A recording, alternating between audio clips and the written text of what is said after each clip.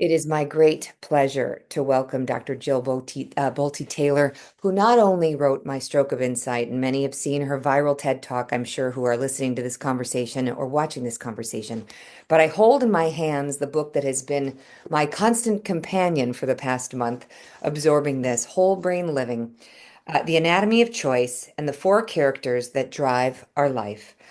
Dr. Jill, thank you for all of your wisdom, your acknowledgement, and boy, I'm so glad you didn't die that day in 1996. Thank you for taking one for the team. It was like, Right. well, it was what I was supposed to do. Thank you, Jen, for Yes. having me. Wonderful, wonderful. Now, for those who don't know, Harvard trained neuroanatomist, but the severe hemorrhage in the left hemisphere of your brain causing this stroke, where your left side just shuts down. I'll never forget the feeling because you talk about how you are feelers and some people are facts and some people are feelers. Empath over here, characters three and four running more often than one and two, and we'll get to those in a minute.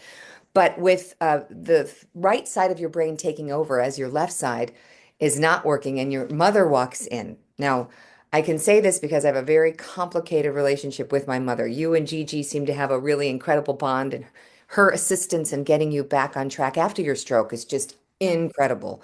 But you didn't know who she was. She comes in and then she's like, well, wait, I'm your mom. And so all this programming of what happened at Thanksgiving 1985 was just like right out the window. All the mother power was gone. Yes. And you had to Yeah, start fresh. yeah, And that is what I think so many people, you even talk about in the research here, how our brains react to, say, you're scared of snakes and one goes across your, and then you have this reaction. It's the right of your brain, meaning your God-given right, right, to have these fight or flight reactions. Yet the good news is, for everyone listening to this conversation or watching this, there is hope. If you get to know the four characters of your brain, yeah. you can get in charge. There's peace, there's happiness, there's all sorts of healing that is possible, isn't there? Yeah, absolutely. I mean, every ability we have is because we have brain cells that perform that function. And Right. we know when we know these four different parts of our brain, what they're good at, how to exercise them so that they manifest more in our life, we are wired for deep inner peace. We are wired to be playful and open so every ability. So to me, it's this magnificent organ, and the better we get to know it, then the easier life becomes. You talked about how 4 hours, all of your past griefs and pains were gone because of this, what happened to your brain. And so it's like, well, how can we get there without the stroke? And that's basically what you outline. This is so, Exactly. That's exactly right. And yeah. what was interesting was that as a trained neuroanatomist, as a neuroanatomist, I think about the brain circuitry, how cells are organized in the brain, how they intercommunicate with one another, what their skill sets are, and how they manifest as behavior in our lives. Mhm. So that was my area of expertise. And then on the morning of the stroke, as the hemorrhage got bigger, more and more of the circuits and skill sets of the left hemisphere disappeared from my consciousness because they simply didn't exist anymore. They were swimming in a pool of blood. But as those cells in the left brain release their inhibition off of what's going on in the right hemisphere, then the cells in the right hemisphere could thrive uninhibited. So what I gained was an insight into understanding, okay, what exactly was going on in that left brain because it's offline now, and what is actually going on in the right hemisphere uninhibited. So here on the left, so much of the ego, the Yeah, programming, the systems, the hierarchy, right? yeah, Like you talk yeah, about your mother lost her mother card because you didn't right. know who she was to establish that card. You know, I Yeah, say a lot of times to people that what we make matter becomes physical matter yeah, because we give it emotional power. And then right. it has a place in this filing cabinet that we keep when we show up and say, let me look here. Do I like you? Let me go. And so Am I with still all holding a grudge from 20 years ago? yes, yes. And so to that point, just this morning, Jill, it's amazing. I got this text from somebody that was taking something personally, assuming, right? We talk about the four agreements. I love that one with Don Miguel Ruiz. She made assumptions because my reply wasn't expedient enough for her. and she thought I hadn't done something I said I was going to do. The reality was I did do it, but it was in a different format, so she couldn't see it. But she went off to the races, made assumptions. I'm so mad, blah, blah, blah. So what I call DEFCON 5. She went to DEFCON 5, filling Uh-huh. in the assumptions. Uh-huh. That's obviously a trauma response. So Mhm. while someone might really be out of ego, a lot of the times, if something happens, like you talk about the bully who had blonde hair and a red cap, Mhm. coming in, and then they are later in life, they see someone with blonde hair and a red cap, and it takes them right back there to the Boom. bully. What is that going on in all your research, Jill? What is that exactly happening, and how can we override that with awareness? So, there's this miraculous group of cells in the left hemisphere. So, first of all, when you look at the brain, we have emotional tissue in both hemispheres, limbic tissue. So, we have two amygdala, two hippocampi, two cingulate gyri. Those are the major cell groups. And we have them in both hemispheres. And then we have thinking tissue above that attached to it, designed to regulate and modulate what's going on below. Mhm. But the thing about the emotional tissue in each hemisphere with these two amygdala is if something information comes from the external world and straight to the amygdala asking the question, am I safe? Is this a danger? Is this a threat? Or am I safe? When we feel safe, then the limbic tissue, the emotional tissue, can calm down, and then we can open ourselves to the different level of consciousness in our thinking tissue. So Right. this is why test anxiety. If I'm having anxiety, I might know all this material, but if I'm in my anxiety, so fight or flight, save my life, I can't calm down enough to access the information in my higher thinking tissue. Sure. So as we look at these four groups of cells, the left emotional cells actually step out of the consciousness of the present moment. Now, first of all, that's a mind blower. Right. Who could even conceive of a creature that is capable of functioning in some other temporality other than the right here, right now, present moment? And Hmm. so the right hemisphere, it's in right here, in the right here, right now. Information comes in. A snake may run by. Oh, alert, because a snake just ran by. But so I'm having a reactivity in the present moment. But the left hemisphere steps out of the consciousness of the present moment and gives us linearity across time. So we then have a past and we have a future. So let's say all my pain from the past, then emotional pain from the past, is going to be manufactured inside of that left emotional tissue of that left hemisphere. And so if I'm now bringing in information from the present moment, it is the job of those cells to compare it to every experience I ever had in the past to Hmm. know whether or not that's a danger or a threat, or whether I can be calm, and then get into the rational thinking portion, the thinking part of that left hemisphere. So each of these groups of cells are specifically designed to manifest skill sets that we can then use in order to manufacture a healthy brain and a healthy way of learning and perceiving. Because I have to have that pain from the past to be able to reflect upon it and say, okay, what caused that? How long ago was that? And what can I do to heal those wounds so that every time new information comes in, it doesn't trigger an automatic, fight or flight. And it sounds like that was more or less what happened with your friend or your colleague, is that work had not been healed, so Hmm. that it was a raw wound waiting for you to come in and trigger. And how do we, heal that abandonment, heal the Yeah, addiction, heal the anxiety attachment, all of these things and yeah, terms that we are now versed in, right? Thanks to all the right, research.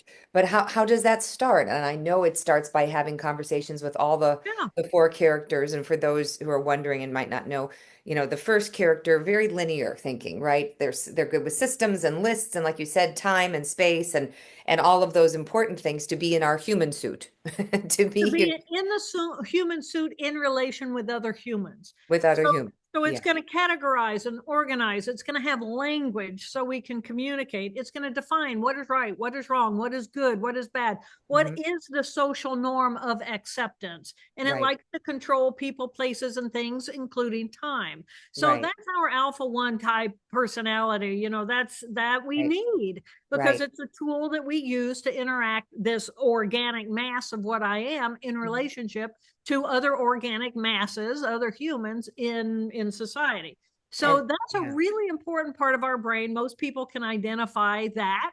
You Hmm. can tell by, how much time do you spend there? When does it come out? What clothing does it wear? Hmm. This is the only part of me that puts earrings in, so I know that part of me. That's a part of my identity. I call her Helen, Hell on Wheels. She gets it done. Yep. And I know her, and I can step into her in an instant because I know her so well. And then, Right. so that's the thinking tissue in the Hmm. left hemisphere. The emotional tissue in the left hemisphere then are these miraculous cells that step out of the consciousness of the present moment, give me a past and a future and all of my pain from the past, so that I can look at incoming information from the present moment and say, am I safe or am I not safe? And Right. if I'm not safe, then I'm going to get loud. I'm going to push it away. You're going to hit an emotional trigger. I'm going to, go into that. Right. Let me keep going and then I'll come back to that, because that's really what you're asking. How do we heal that part of who we are? For sure. So the emotional tissue of the right hemisphere, it's just right here, right now. Jill Bolte Taylor, I do not exist in my right hemisphere. There is a group of cells about the size of a peanut that is my ego center. That ego center defines me, the mass of what I am. My name is Jill Bolte Taylor. I am a neuroanatomist. I have written these books. This is my phone number. This is Right. all my email address. This is all the details of me. But she doesn't exist to my right hemisphere. If I'm simply in my right hemisphere, I'm right here, right now, big as the universe, having a relationship with all the information coming in through my sensory systems and my reactivity and response to the present moment. And the emotional tissue, the limbic tissue, is about experience. What does it feel like to be in the present moment? What does it feel like right here, right now? What is the temperature of the air? How much humidity is there? What does it feel like when I dive into the water and the pressure of the water against my body and the Right. temperature of the water? And what does wet feel like? Wet feels in the present moment. So Mhm. that what I call character 3, the right emotional tissue, is experiential. And then the right thinking tissue is literally the consciousness that connects us to, what is universal consciousness. Well, it is kind, it is open, it is expansive, it is loving, it is nurturing, it is supportive, it's self-healing. It's just this magnificent other part of what am I as a biological creature connected to all that is. And Which we is are number one human four. family, Yeah. which is For yeah. character Mhm. number 4. Yes. So Yeah. when you say to me, okay, so let's say my little character 2, my pain from the past, gets triggered, then the beauty is that I don't have to put all the energy into my little character 2. My character 1, who is organized and structured and is a fixer, wants to come in and say, okay, right now, I don't feel safe. Little character 2 doesn't feel safe. What can character 1 do in order to protect us? Right. Well, one thing might be every time I'm with this person, we get in an argument. It's like, so character 1's going to come in and say, we're going to create a healthy boundary. And Right. if all you're going to bring me is a fight, I don't want to fight. We're not going to play that dance anymore. Right. Right. So we create a healthy boundary. So Mhm. character 1 can come in and kind of fix the situation. Character 4 can come in very loving and open, literally as the love of the universe, and say, I got you, baby. You're not alone. We're Right. here. You got all 4 of us inside Mhm. of this brain, and we are here to be of service to you as a part of who we are. We love you. Do Yeah. you need to be heard? Do you need to be held? Do you need time? What do you need? And just come in and self-soothe. This is the power of self-soothing. And isn't it lovely to know we're wired for that at the level of our own brain? And then once the little character 2 is feeling like it can relax a little, okay, I am safe. Jen didn't do that, or I didn't think Jen did that, and Jen triggered this emotional reactivity. And now I can calm my emotional reactivity. And then maybe character 3, which is experiential, can come in and say, okay, let's go play. Let's have a little joy. Let's go get lost in the woods and stomp in the mud puddles and run with the dogs and just go play and do something maybe creative. Let's go do crafts. Let's do some music. Let's do something physical. Let's, Right. Yeah. possibility beyond. Right. And one of the really important things is what I call the 90-second rule. Oh, And yeah. once we become emotionally triggered, okay, so now I'm upset with you. You didn't get back with me soon enough. Now I'm emotionally triggered because of my stuff, right? My Right. circuitry. And Mhm. now I'm mad at you and I'm blaming you and I'm lashing out at you. From the moment I reach that trigger, once that threshold level is reached for stimulation, now I've been triggered. From the moment I get triggered to the moment it triggers a hormonal or a chemical response in my body. It floods through me. It flushes out of me. That takes literally less than 90 seconds. And so if I am emotionally triggered, first of all, just to know, okay, physiologically, I've hit the trigger. I'm feeling rage. I want to yell, or I want to run and hide, or I want to play dead, or whatever it is, Mhm. until it's totally flushed out of my body and I can now reach homeostasis again.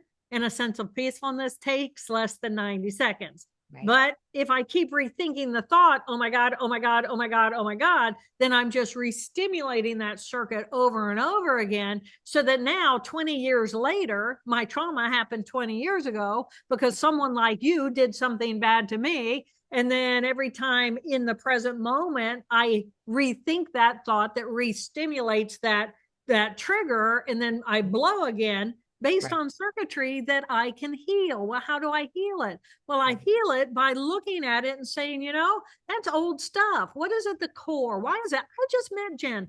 Jen has nothing but goodwill towards me. So why am I feeling antagonism, or why am I feeling fear? Or why am I feeling like blaming her for something? What is that about for me? And now, well, maybe it goes back to I someone who looked like Jen when I was little was unloving to me and had expectations of me and was mean to me. And so now I've stored that in my brain because I need to not reinvent the wheel in the Right. present moment, in every moment, so that I can like get on with life and do other things.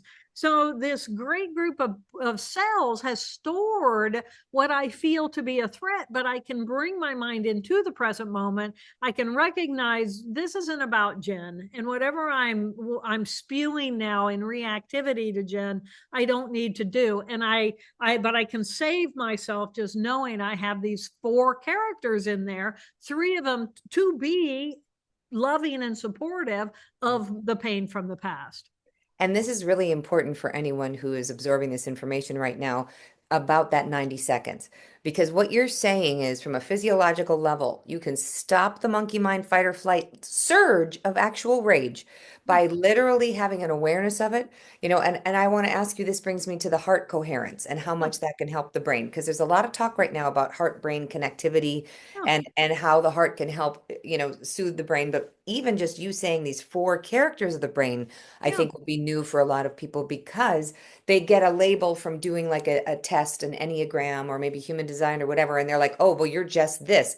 Well, you can be more prominent in one of the characters, right. but the goal is to have a balance. You talk about this Yeah, brain huddle, doing right. the brain huddle, you can control it. You don't have to be Yeah, beholden to only one character. And so right. that's the part that I want to empower anyone listening to this Yeah, information right now. You can do this. You really yeah. can. Well, Mhm. you're wired for it. And Yeah. then when you recognize that at the level of the brain, we all have these 2 emotional groups of cells, and Mhm. they have very specific skill sets that function as a constellation that actually manifest then as specific personalities in the external world behaviorally.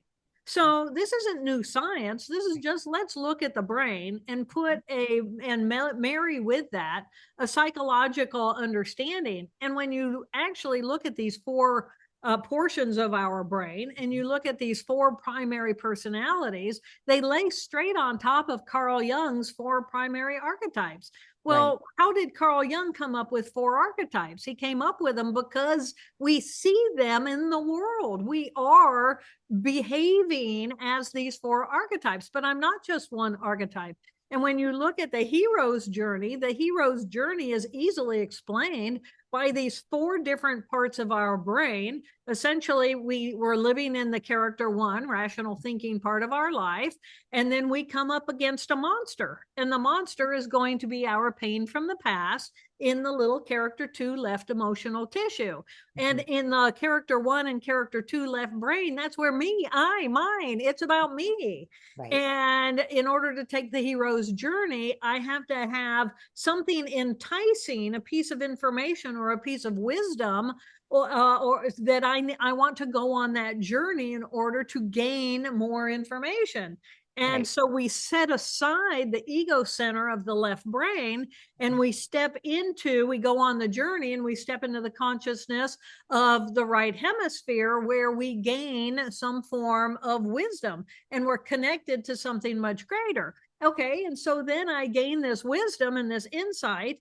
And what do I do then? Do I just keep it like the Buddha? Do I just stay under the tree for another 40 years? Or do I behave as the Buddha did? And I say, okay, I have a wisdom that I want to share with others because it's so beautiful. And as humanity, we are one collective whole. And I care about the health and the well-being and the wellness of my fellow man. So I'm going to bring the wisdom that I've gained back into my left hemisphere. And I'm now going to either share or not share with the rest of humanity. And Right. so the Buddha chose to share. And so when we look at different individuals who have been on their hero journeys, what they're doing is essentially agreeing to set down their own ego, and which is essentially the monster from within that we need to battle, whether it's a fear of snakes or a fear of not being loved or not being accepted or whatever that fear is. Set that aside. It's right there. You can go right back to it in an instant.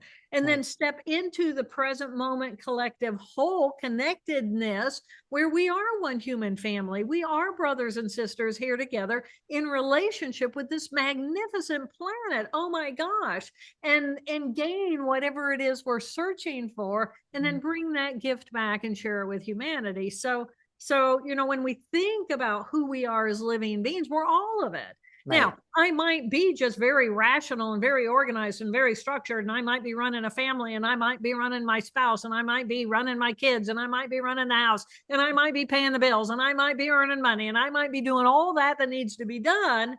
And let's say that's how one of my parents was. And Mm-hmm. I'm just this little girl, and I'm in this life. And isn't it great that mom takes care of everything so that I can just like play my music and play with whatever I want to play with and go Right. get messy and go do what I want to do. And then maybe my mom or my parents says, Jill, you sure do waste a lot of time doing music and you're never going to grow up to be a musician. So it's just a waste of time. And I don't know why you do art. And I really wish you'd spend more time on your math than doing your art and blah, blah, blah. And so the And that's message, character three, right? That's which is character three. character three, right? Yeah. So here I am living all this character three life because I'm playful and I'm a child and it's Right. what we do, right? Right. And now all of a sudden I have an adult I respect who doesn't respect my time in my play. And Mhm. so I'm going to grow up possibly to be just like my parent who has no play because they have no respect for play because somebody probably criticized it out of them. Yeah. But the fact of the matter is, we have all four of these characters. And when we nurture and love each of them and we recognize what each of them brings to the team, then all of a sudden we have whole brain living and we gain the power to choose moment by moment who and what we want, how we want to be in any circumstance, regardless of what's going on outside of us. Brilliant. It's personal power. I Yeah. mean, who doesn't want more of that? I totally agree. And now this brings us to the healing in rehab and what has stuck and what you talk about this. Now, rehab that sticks, I wrote here at the top, rehab that Huh? sticks. Yeah. Based on what we know about the brain as well as the four characters, it is safe to assume that the portion of our brain that is truly emotionally addicted and stays addicted to drugs or alcohol are the cells of our left and right emotional centers. And what this means is that if the rehabilitation program is going to succeed, both our characters 2 and 3 must be on board and committed to doing the emotional work. And if they're not willing to participate, the rehab will not deliver a lasting impact. And I think this is so huge. You even talk about the steps, the 12 steps of AA and Al-Anon and all these things. If Yeah. we are not engaging that all whole brain, all four quadrants, but mainly the Right. 2 and the 3, the two having no responsibility, taking no responsibility, but because of fear and pain, right? So that's that. And then the Yeah. three, like you said, creative and flowing and like is that's your pig pen, right? That's just kind of like blah Yeah. and Yeah. all of that, but you can rein that in a little bit to still be Yeah. productive. Right. And then also then taking into account, I think that the step 4, which I know that AA does in the form of God, a lot of people who have embraced God have kicked Right. their addiction. But I think there's a bigger scope here, not just like Jesus will help heal you, of the oneness that all that is, which you realized as a scientist, as a woman, as a Harvard trained, all of this to know now that we are connected to more than just what we can see, feel, touch. And how is that in the scientific community embraced? Because that's something that, it keeps getting pushed on as nope, nope, nope, that's not authentic, that's wishful thinking. But really, there's too much data to say it's wishful thinking anymore, isn't it? We exist in a really interesting time where people like, Andrew Newberg, who he was one of the first to, as a hardcore scientist, he took a group of Franciscan nuns and a group of monks and said, go pray or go meditate. And when you find the oneness, tug on this string and we'll take some images of you in this spec machine. Hmm. And he was really thinking, well, and this was back what, 20 years, he was thinking he was going to find a God center, right? They find God's in the brain, it lights up and it's all good. But what he found instead was it was a quieting of the left hemisphere. So the character one, stress circuitry, the left hemisphere is our stress circuitry in our body. And the rational to do, gotta go, got one, need more, gotta do more, gotta be more, gotta have more. That has to quiet down because there's no peace there. You're not going to find God or the experience of God, which is open and expansive. You feel it in your soul. You feel your chest open. You feel like the boundaries of where you begin go away, and you dissolve into this collective whole consciousness where we know we're a part of everything. And then we go back. And again, for the hero's journey, that's essentially what the goal is, to find the connection to the peace. And how do I then take that peace and bring it back into a very stressful life?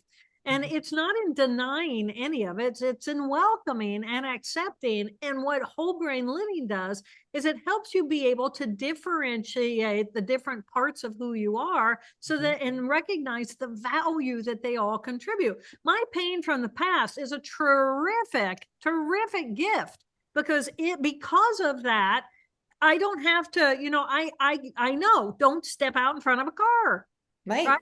Don't Right. step out in front of a car because you're going to be dead, right? I know that because I have learned that. And the only way that we can learn and grow is to look at that pain from the past and say, what's this about for me? Mhm. And why do I feel that way? And then I can reflect upon it. I can recognize that was, of the past. Yes, it's a value for my learning. But character 2, that pain from the past, it's supposed to be lessons, Yeah. not a lifestyle. Got it. Yeah. Lessons, not a Mhm. lifestyle. And when we make our trauma our lifestyle, then we're just rerunning that circuitry over and over and over and over. And, Right. I'm 65 now. So I grew up in the world of, everybody I knew was doing psychoanalysis. And it's like, Yeah. why do you keep revisiting the trauma over and over? Because we know in the human brain, the more often you run circuitry, the Yeah. more automatic that circuitry runs and it becomes habitual thinking. So be very And careful about what woundology, you're right? choosing to do. Yeah, Carolyn Mace calls it the woundology. You're just basically, Exactly. here's my clipboard of all my traumas, and That's it, right. It That's comes into the right. room first, but I love how you talked about and when doing the brain huddle, observing, like you just said, it's not your lifestyle, it's your learning. Observing, not absorbing. You can acknowledge it and be like, oh, look how human I'm being right now. Isn't that interesting? I'm gonna I just like that. Observing, not not absorbing. absorbing. Wait, is Dr. Jill Bolte Taylor writing I'm something down that writing I it said? down. That was brilliant. Beautiful. That's such a good line. But that's right, and it's like information. The thing about us as biological creatures is we're information machines. Yeah. Bring it in from the external world, we process it, and then we organize it somewhere and we have action toward it or not because now it's in storage. So all information is information, and all the brain is this magnificent collection of cells. And Hmm. then the story we put on it is character one. We need character one because it takes a piece of information and it says, okay, two facts, and then it starts spinning a story around those two facts. And then we throw in a third fact. And then it's like, okay, well, now we're going to adjust our story to fit all three of those facts. And then we're going to get another 10 facts. And then it's like, now we're going to have a whole new story. Well, thank goodness we have this instrument inside of our head that's designed to do that. But we can't believe everything we think. We Mm-mm. still have to recognize it's a storytelling machine designed to save my life. And Mhm. the pain from the past, all pain is, whether it's physical or whether it's emotion, it's energy radiating on circuitry inside of your brain. Anger is a very specific circuit inside of your brain. Mhm. Sadness is a very specific group of cells capable of creating that. Mhm. So when we recognize I'm this biological creature made up of some 50 trillion molecular geniuses, and that each of them are differentiated to perform very specific functions, then wow, what a different way of looking at who I am and what I am as a living creature, and what power do I have in choosing who and how I want to be in any moment. And it turns out we have a whole lot of power. Like you said, you can heal.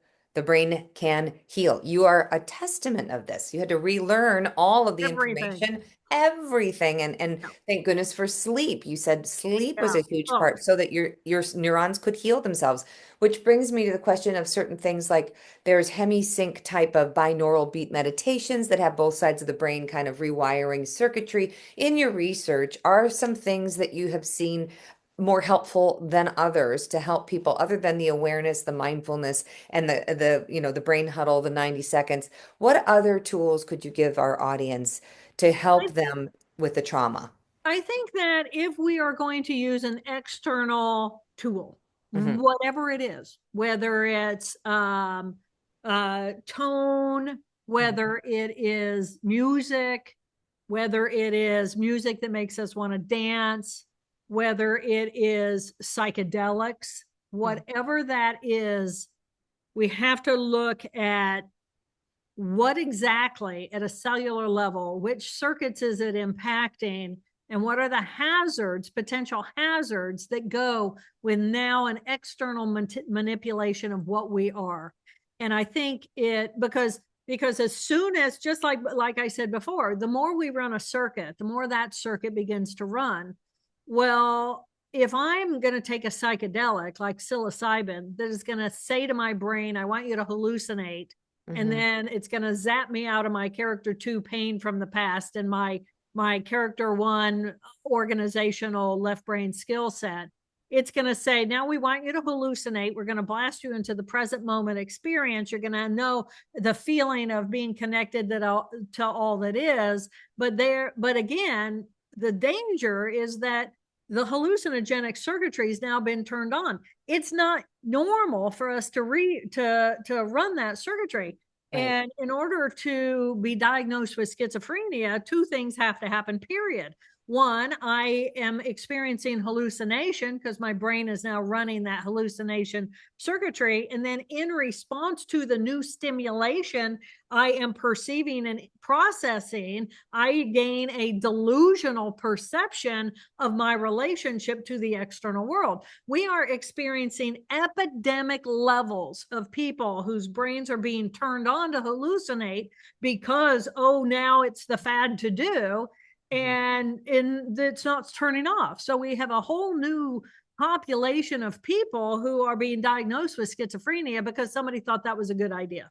Oh, and this is such a huge conversation, Jill, we have all the time with people wanting to go do ayahuasca in jungles, and now they're Yeah, doing them in pop-up shops and living rooms all over the world, and it yeah, is literally causing psychotic breaks it left and is. right because people are being sent home. Thanks for coming. We'll see you in another year. Give me a Yeah, check for $5,000. And yeah, they aren't given the tools from even just a mindfulness standpoint on how to exactly. work with all of your chakras being blown wide open and all your brains being, Right. bleh, and it's just a nightmare. And It I is. anyone It is. reaches out to me and asks about it, I say, Yeah, absolutely, you don't need it. If you you get don't in need it. touch with your quadrants like we're That's right. talking about, That's you right. get this, you absorb this, That's right. you won't need to go puke on somebody's shoes in somebody's living room. Exactly. You don't. Exactly. And the risk, I mean, I have mothers calling me on a regular basis saying, my kid did this, and now I've got a child with psychosis. Is it ever going to get better? And what can I say to that? It's like, add to this what I tend to say to people is, at one point the scientific community thought a lobotomy was a good idea. Right. So just because this is the latest new fad, and it's as though the pendulum, I'm 65, so I was the population right after all the hippies and all the Right. LSD and all the tripping and all that. And so the pendulum swung from way over there, oh, let's all do that, to way over here. It's the biggest danger, don't get anywhere near it. Yeah. And so and it's not all okay. Mhm. And people are saying, oh yeah, but all this research. And I said, yeah.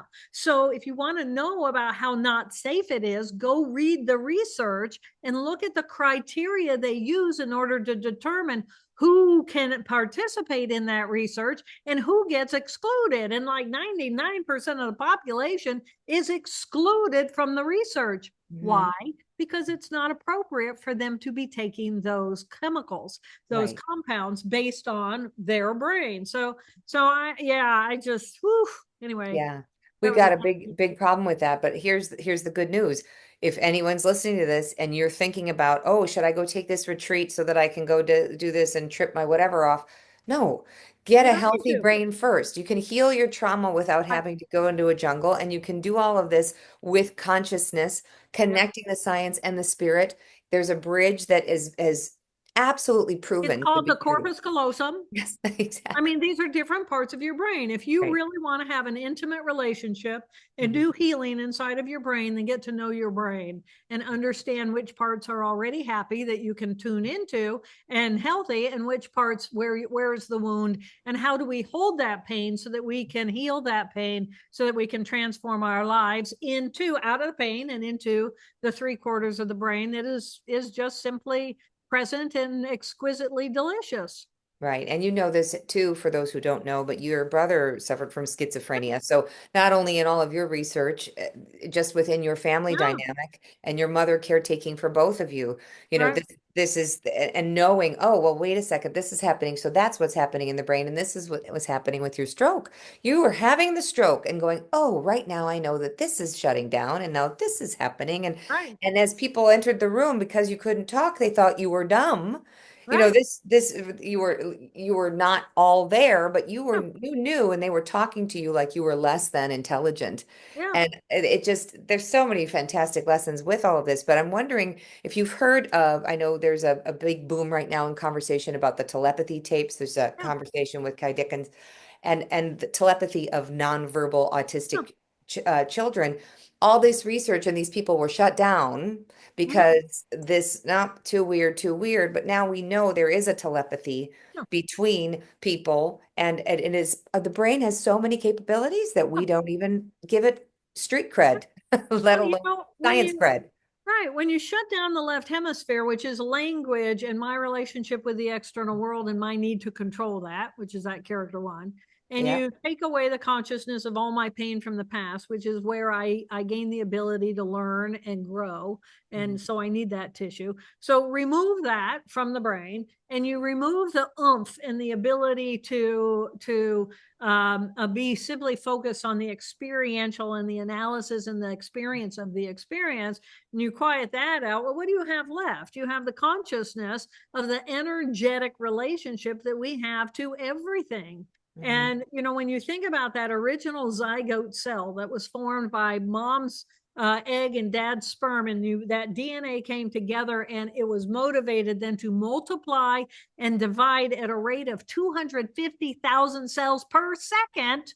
Per second. This Yeah. is not an intellectual conversation. This is a dynamic relationship between the physical world of the atoms and molecules and the DNA, as well as this ball of energy of consciousness that is driving that whole development and force. So we're this combination, this interesting combination of electrical and physical. And then when you close out the physical relationship, what do we have? We have this electrical, which we don't understand, because our scientific method by definition is a left brain tool of methodology designed to be able to create design, to experiment, and this doesn't fit into the realm. So now they have to be completely unique and creative in how they decide to measure this and how to prove that this even exists at all. So,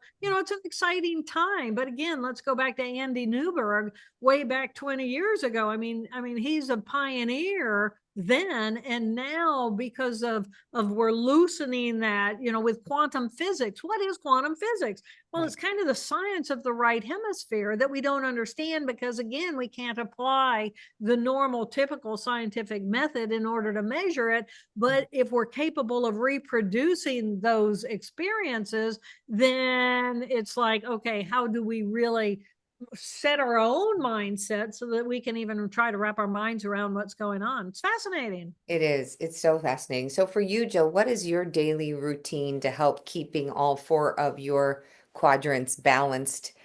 Because look, no brain is the same, right? We're all wired differently. Like you talk Right. about how you and your mom would swap books and she would relay the story in like facts with words, and you Yeah. had movies playing out, which is like the clairvoyance, so Yeah. we do process information differently, but what is your wellness day-to-day routine to just sort of help keep things in check?